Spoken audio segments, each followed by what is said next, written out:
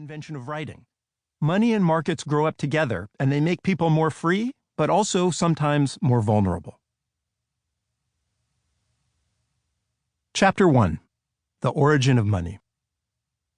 Around 1860, a French singer named Mademoiselle Zélie went on a world tour with her brother and 2 other singers.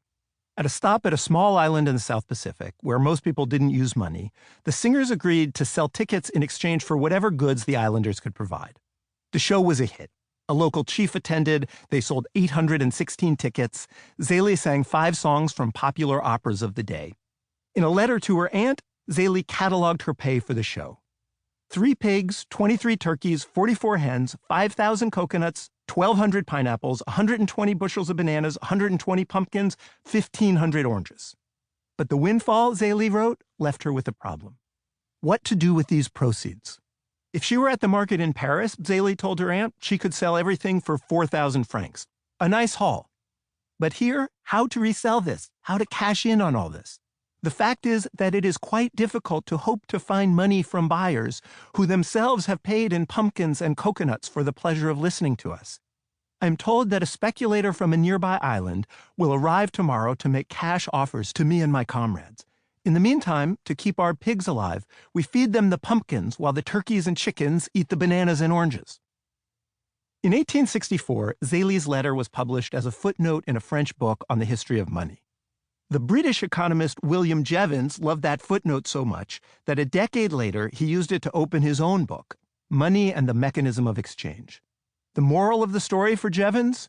Barter sucks. The trouble with barter, Jevons said, was that it required a double coincidence of wants. Not only did the islanders have to want what Mademoiselle Zélie offered, a concert, Zélie had to want what the islanders offered, pigs, chickens, coconuts. Human societies solved that problem, Jevons said, by agreeing on some relatively durable, relatively scarce thing to use as a token of value. We solved the problem of barter by inventing money.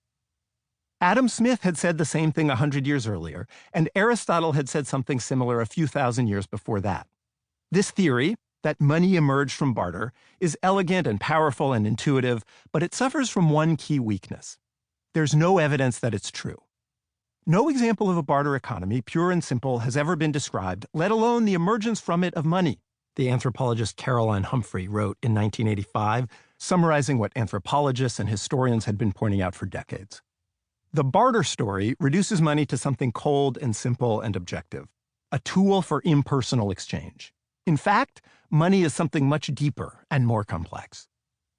People in pre-money societies were largely self-sufficient. They killed or grew or found their food, and they made their own stuff. There was some trade, but often it was part of formal rituals with strict norms of giving and getting. Money arose from these formal rituals at least as much as it did from barter.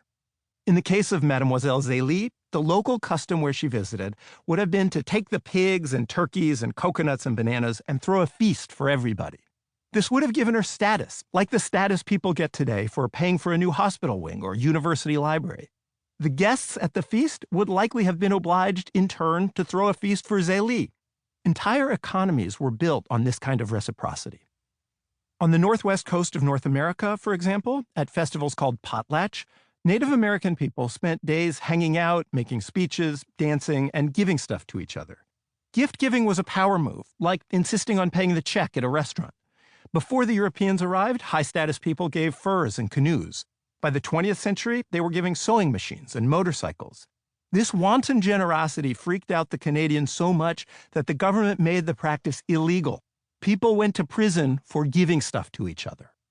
Lots of cultures had precise rules about what you had to give somebody if you wanted to marry their child or if you had killed their spouse.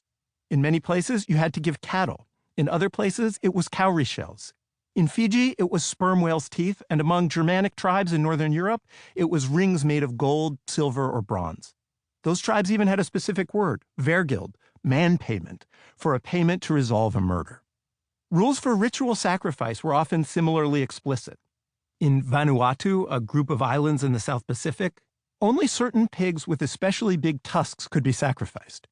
Once you know that anybody who's going to get married needs a string of cowrie shells, or that everybody who's going to attend the ritual sacrifice needs a long-tusked pig, you have an incentive to accumulate these things.